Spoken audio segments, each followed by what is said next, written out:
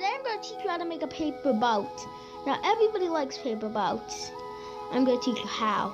So first, you know what, I can't even use this. Grab a hand, can you come in? Gotcha. Thanks. I'm going to go over here.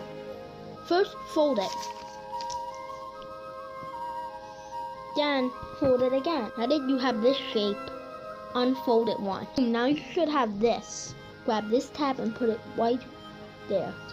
Do the same with that one. Now that you have this, fold this tab. Okay, now do it the same with the other side. Done.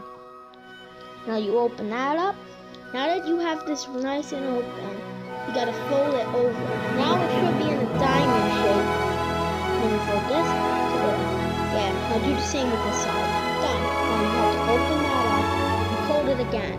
Now that's in a small diamond, open it up and you should have a paper cup in this tab and this tab.